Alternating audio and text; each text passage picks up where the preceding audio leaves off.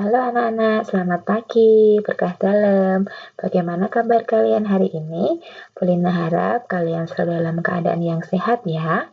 Anak-anak, hari ini kita akan belajar tentang mata pelajaran BTKS atau baca tulis kitab suci.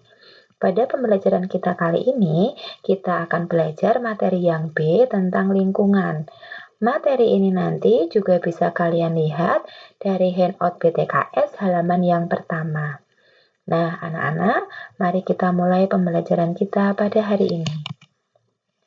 Yang pertama, kita akan memperdalam tentang pendalaman kitab suci dari Kisah Para Rasul bab 2 ayat 41 sampai dengan 47. Anak-anak bisa juga membuka kitab sucinya atau membaca dari tayangan pembelajaran ini.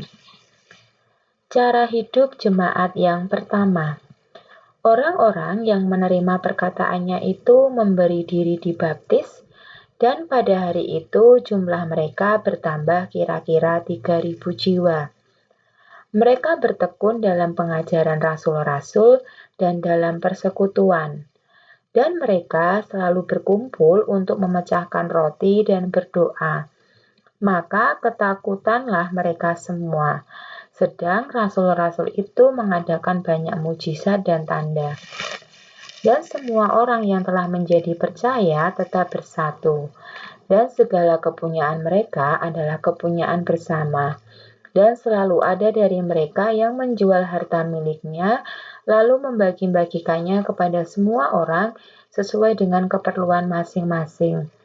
Dengan bertekun dan dengan sehati, mereka berkumpul tiap-tiap hari dalam bait Allah. Mereka memecahkan roti di rumah masing-masing secara bergilir dan makan bersama-sama dengan gembira dan dengan tulus hati, sambil memuji Allah. Dan mereka disukai semua orang. Dan tiap-tiap hari Tuhan akan menambahkan jumlah mereka dengan orang yang diselamatkan. Nah, anak-anak, dalam Kisah Para Rasul bab 2 ayat 41 sampai dengan 47, di sini dijelaskan tentang bagaimana cara hidup jemaat yang pertama. Dalam bacaan ini dijelaskan bahwa orang-orang yang menerima perkataan dari para rasul atau perkataan Yesus itu memberikan diri untuk dibaptis. Nah, pada saat itu jumlah mereka bertambah kira-kira menjadi 3.000 jiwa. Nah, apa saja yang dilakukan oleh jemaat yang pertama itu? Yang dilakukan oleh jemaat yang pertama adalah mereka selalu berkumpul untuk memecahkan roti dan berdoa. Jadi mereka intinya selalu berkumpul, aktivitas yang dilakukan adalah memecahkan roti dan berdoa. Selain itu, mereka juga menjual harta miliknya dan membagi-bagikannya kepada semua orang sesuai dengan keperluan masing-masing. Hal ini mereka lakukan bukan dengan paksaan, tetapi dengan rasa gembira dan tulus hati. Nah, anak-anak, dari bacaan ini kita dapat mengambil contoh sikap bahwa kita harus mau memberikan harta milik kita untuk dibagikan kepada orang-orang yang membutuhkan, tentunya dengan rasa yang ikhlas dan gembira hati. Nah, kalau kita melakukan sesuatu itu dengan rasa ikhlas dan tulus hati, pasti Tuhan itu akan menyelamatkan hidup kita. Nah, untuk selanjutnya kita akan belajar tentang susunan pengurus lingkungan. Pada pembelajaran minggu yang lalu, anak-anak sudah Bu Lina berikan tugas untuk bertanya kepada kedua orang tua kalian tentang siapa-siapa saja ketua, sekretaris, dan bendahara di lingkungan kalian masing-masing. Nah, kalau kalian kemarin sudah bertanya kepada orang tuamu dan menyebutkan siapa saja yang menjadi ketua, sekretaris, dan bendahara, sekarang kita akan belajar tentang apa saja tugas dari ketua, kemudian sekretaris, dan bendahara lingkungan. Tugas ketua lingkungan. Ketua lingkungan itu dapat dikatakan sebagai pemimpin lingkungan. Nah, tugasnya apa saja? Yang pertama, ketua lingkungan itu bertanggung jawab atas terjadinya pertemuan-pertemuan di lingkungan. Misalkan ketika ada doa rosario, kemudian sarasehan, pendalaman kitab suci, itu yang bertanggung jawab untuk mengkoordinir atau menyelenggarakan adalah ketua lingkungan. Kemudian, memelihara dan mengembangkan semangat persaudaraan dan kesatuan umat lingkungan. Kemudian, memimpin jalannya rapat lingkungan dan mengadakan serta memimpin kegiatan umat di lingkungan kalian masing-masing. Nah, kemudian untuk tugas sekretaris lingkungan adalah sekretaris itu selalu berhubungan dengan administrasi.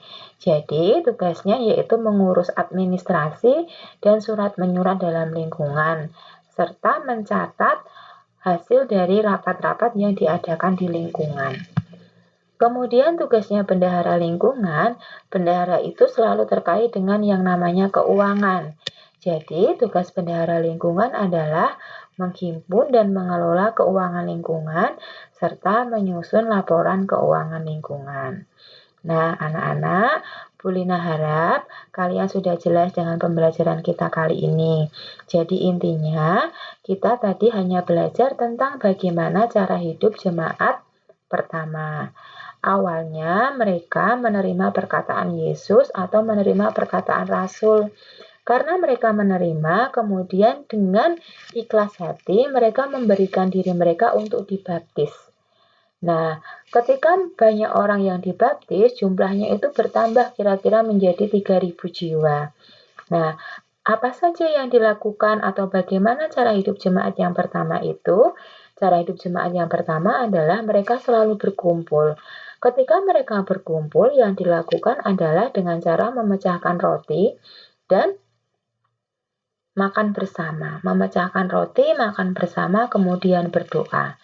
Selain itu, mereka juga menjual harta miliknya untuk dibagi-bagikan kepada orang-orang yang lebih membutuhkan. Tentunya semuanya itu dilakukan dengan rasa ikhlas hati dan gembira. Kemudian tiap-tiap hari Tuhan juga menambahkan jumlah orang yang akan diselamatkan. Nah, kemudian untuk susunan pengurus lingkungan itu ada 3. Ada ketua, sekretaris, dan bendahara. Intinya, kalau tugas ketua lingkungan itu memimpin dari lingkungan kalian masing-masing. Kemudian kalau sekretaris, yaitu menjalankan administrasi surat menyurat dari lingkungan. Kemudian kalau bendahara, itu mengelola keuangan lingkungan. Nah, untuk nama-nama atau siapa-siapa saja tentang ketua, sekretaris, bendahara, itu setiap lingkungan pasti akan berbeda-beda. Nah, anak-anak, untuk pembelajaran kita kali ini cukup sekian. Silakan anak-anak nanti baca lagi dari Kisah Para Rasul bab 2 ayat 41 sampai dengan 47. Nah, kalau sudah dibaca kembali tugas sharing hari ini, silakan anak-anak kerjakan latihan soal pendalaman kitab suci tadi. Ada di handout BTKS halaman pertama, hanya 3 soal. Silakan anak-anak langsung kerjakan di handout-nya saja, tidak usah dikerjakan di buku tugas. Nah, untuk pekerjaan ini nanti tidak usah difoto, langsung kalian kerjakan saja. Nah, anak-anak selamat mengerjakan, selamat belajar. Tuhan Yesus memberkati. Terima kasih.